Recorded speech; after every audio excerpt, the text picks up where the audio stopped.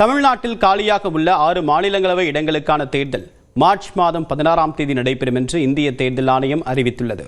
சட்டமன்ற தேர்தல் நடைபெறுவதற்கு சில வாரங்களுக்கு முன்பாகவே மாநிலங்களவை தேர்தல் நடைபெறுவது அரசியல் வட்டாரத்தில் முக்கியத்துவம் பெற்றுள்ளது.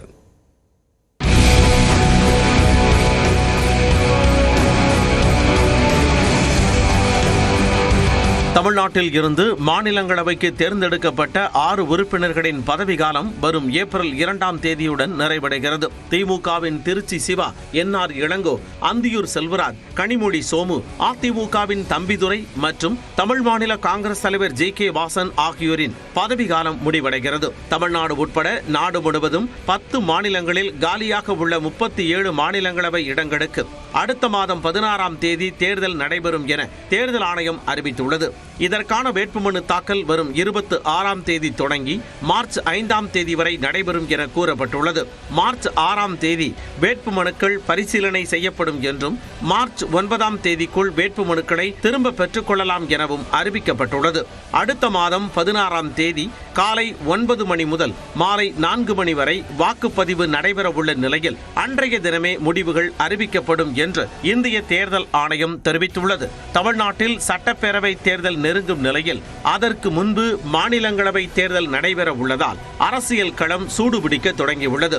தமிழ்நாட்டில் காலியாகும் 6 மாநிலங்களவை இடங்களில் திமுகவிற்கு 4 இடங்களும் அதிமுகவிற்கு 2 இடங்களும் கிடைக்கும். இவர்களில் நீண்டகால எம்பியாக உள்ள திருச்சி சிவா மற்றும் திமுக சார்பில் பல்வேறு வழக்குகளை வாதாடி வரும் என்ஆர் இளங்கோவிற்கு மீண்டும் வாய்ப்பு வழங்கப்பட இருப்பதாக கூறப்படுகிறது.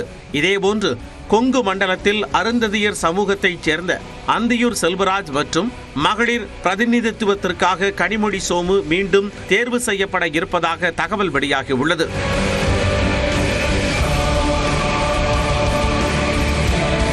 அதே சமயம் திமுக கூட்டணியில் உள்ள மதிமுகவும் கூட்டணியில் இணைவதற்கு தேமுதிகவும் ஒரு இடம் கோரலாம் என கூறப்படுகிறது.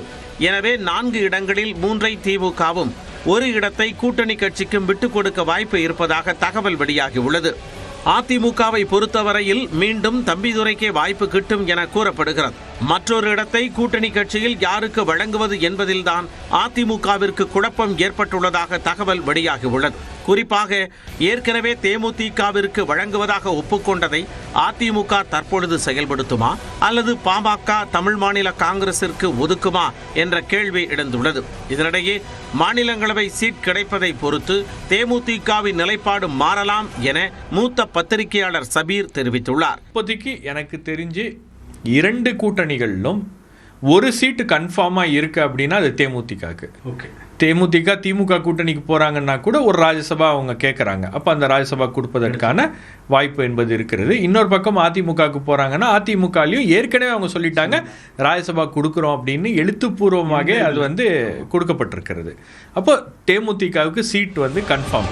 மாநிலங்களவை தேர்தல் கூட்டணி நிலைப்பாட்டை அரசியல் கட்சிகள் மாற்றவும் வாய்ப்பு இருப்பதாக அவர் கூறியுள்ளார்.